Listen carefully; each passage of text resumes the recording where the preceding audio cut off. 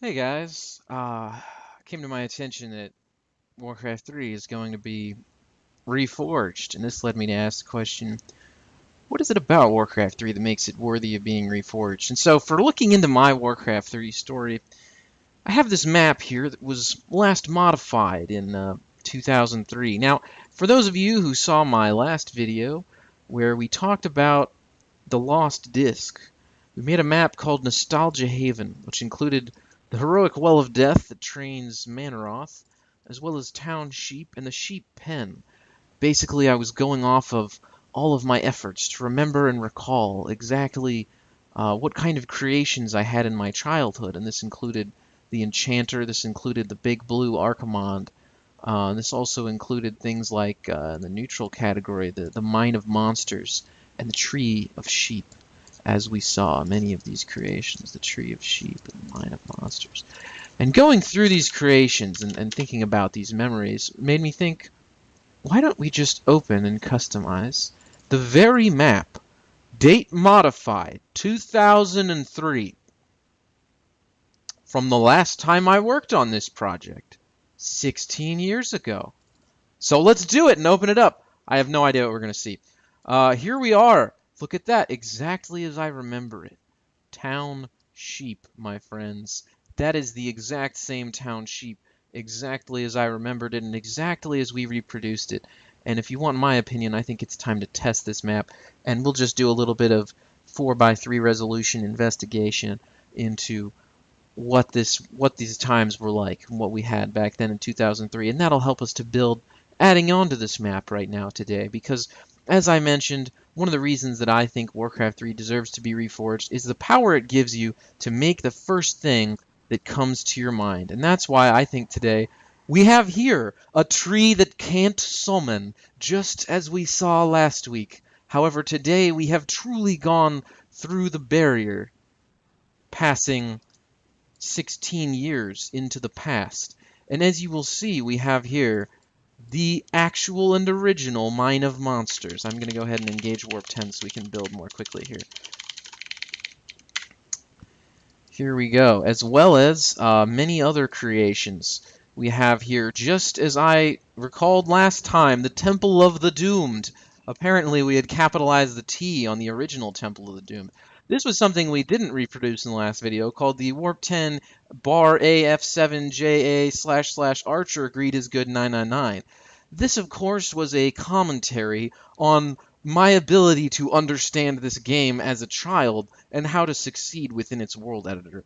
But if you prefer things that make more sense, this character can turn into Medivh, and somehow, despite having no import manager content and no custom models, still have a Kodo Beast portrait while being Medivh. That's something you can't do in the Frozen Throne. So if we go back to the Tree of Sheep here, you'll find we also have other buildings such as you may have remembered. Oh, that's not the one I wanted. I wanted this one. Here, 1 second. That's the little one. Oh, that is the one. The Gate of Ah. Okay, the Gate of Ah was tiny. I couldn't remember which one of these two was tiny. The Gate of Ah. And just like in our last video, the Gate of Ah trains 1/2 FE underscore upside down question mark NY little tiny 0 degree sign. The Big Blue Archimond. Only I think he's a little bit bigger than last week because this one's the real deal from 16 years ago. So we're going to send him over there to go knock down some trees with infernals while we continue our construction and build ourselves the sheep pen, exactly as I remembered it, which includes such heroic characters as the black sheep, the flying black sheep, who I forgot to create, the inn sheep, who's invisible, who I believe we also forgot to create, the standard sheep, and also, of course, the sharp-toothed sheep, who can cut down trees, but we need to build more farms to get that sharp-toothed sheep. We also have, and as our records, according to the historical records, all right, I need more farms, so we're going to build some moonwells over here. According to the historical records, obtaining this character Birdie will crash the game, but I'm interested to try it just to see. Here we go. Oh, it looks like Birdie is a water elemental. I didn't remember that. What's his attack? Yeah, his attack is this really slow thing. I was trying to do that last time and it didn't work in last week's video, but this one's just the real one, so you know.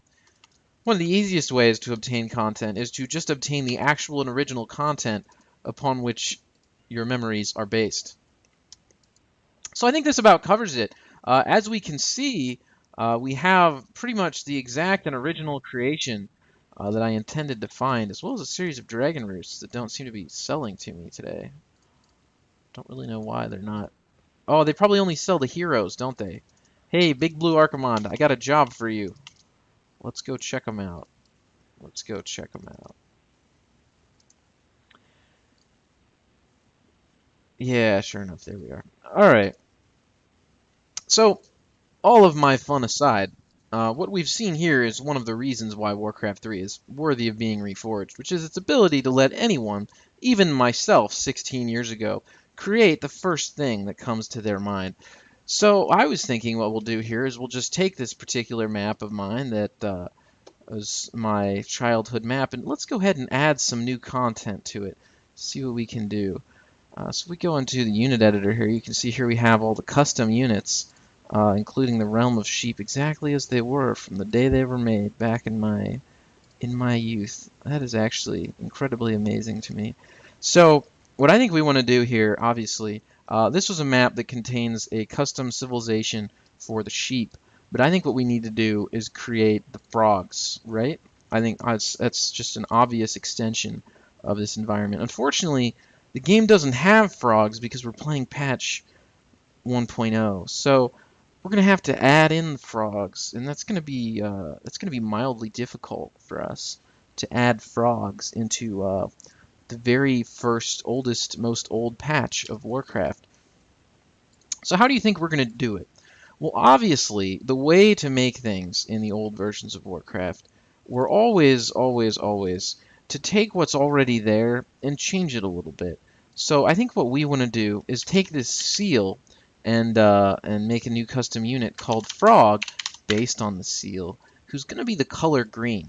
You know, when you mod the Reign of Chaos, you have to be a little bit inventive, right? So when we're going to add the Frog character to this ancient story and bring it into the new future, what we need to do in order to accomplish that is to have something, and I guess we need to be in a sort of wintry Northrend tile set to find this character that's seal-based. Here we go. And to have something, you know, like this frog, where you just have to be a little inventive to really see it, right? And maybe, I suppose if someone tells you, well, that doesn't look like a frog, maybe you could have something like a very tiny Kodo beast, and maybe that would look a little bit more like a frog. So let's try that. Let's give ourselves this little tiny Kodo beast. It looks like I accidentally clicked on icon. I clicked on the lower of the two based on the Frozen Throne mental heuristic that the lower is model, and it's not in this case. Look at how much simpler everything is. There's no neutral Naga. There's none of that. Here we go. See, this looks actually a lot more like a frog. I think our users would believe this. If we put this in the map and said this is a frog, they're going to believe it. It's the Reign of Chaos. It's patch 1.0. So now that we have this frog character, really what we need to do is we need to give the frog character the ability to build some frog buildings, which raises the question what the frog buildings should be. So the sheep buildings were primarily demon-based because there were a lot of demons and interesting things in Warcraft 3, but the frogs, I think we could go a little bit more off the grid. So in that regard, let's give the frogs the ability to build. Let's make something off of the blacksmith here, just because you got to start somewhere, right? To give your main base, and we could call this the Greater Lily Pad, which of course would be the center from which comes all the frogs. I don't know here if we can actually get a lily pad model, but I think the closest we could probably get would be to find some kind of night elf thing and then make it green, or maybe like a neutral thing and make it green. Let's see. Yeah, it would probably be one of these circles of power, but we'll just turn that green. Generally, I think we see there's a theme growing here with these frog people, is that they're green. So this, of course, being the Greater Lily Pad, needs to have trained units include for us the frog. So let's go ahead and make this train the frog. Let's do that.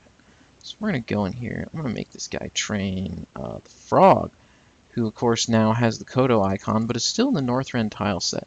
Which I really don't like that, actually. I should get him in all tile sets. So let me go ahead and find, here's the frog.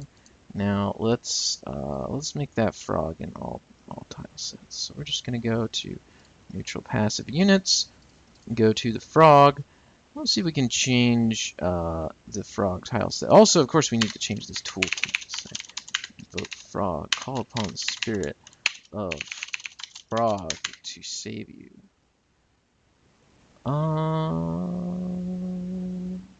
Doesn't look like we can customize the tile set. I don't think there's any way to convince the game that the frog is not a Northrend unit, and that's probably fine actually. Realistically, when you think about it, you know, a lot of these boundaries, if you keep them in your mind, it makes things make more sense, right? So we're just going to do that. That's going to make this make more sense. And we're going to have the frog have structures built. It's been so long, I start to forget where these are. Here we go. Structures built. We're going to have the frog build the neutral structure that we have created. That is the greater lily pad, not the Keltunio there. Actually, I guess it's a human structure, isn't it? I'm already starting to forget a little bit where I'm going. It's all so straightforward. It makes me forget. So one of the keys here, I think, is to just have a little bit of fun. And let's go ahead and make sure that these things work in game. So we're going to have grow greater lily pad. Calls upon the spirit of frog lily pad to build, to be your town hall. Great, so that'll be the greater lily pad, and the frog should be able to build that. But I guess I was also thinking we should probably make the gold cost and lumber cost 0. See, back in these days when everything was very simple, the gold cost and lumber cost and supply cost were just all adjacent to each other because it was just slightly more straightforward. Right? It's really kind of interesting when you think about it. Alright, well, we're going to give ourselves 5 of these little frog guys, and then we're going to go back to the humans. I'm going to give myself the greater lily pad, which of course should be right about like that. Although actually that doesn't really look very greater. I think the greater lily pad maybe needs to be a little bit bigger. So let's go ahead and have a scaling value of something like, my finger slipped. I was going to do 3, but I did 4. 4 is fine though. Let's go with 4. That looks more like I would want.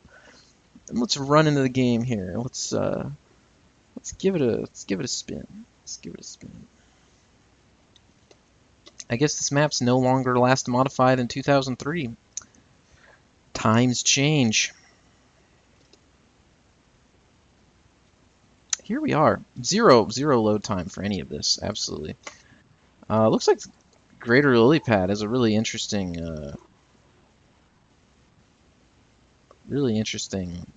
lack of green.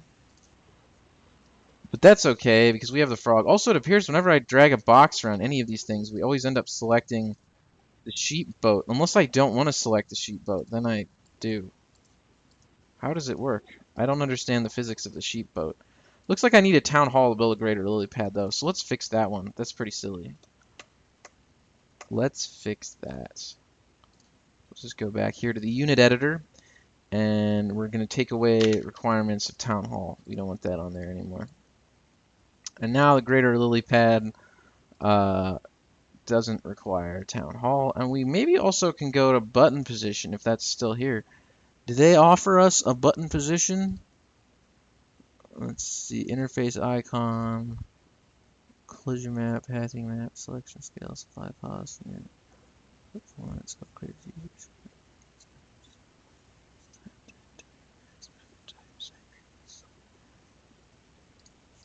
There's no button position. There's just absolutely no way to change the button position. Well, that's good, because to be honest, no one cares about button position anyway.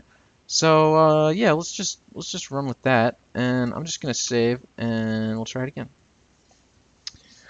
No one cares about button position anyway. All you need to do is be able to click the icon, right? And just keep it simple.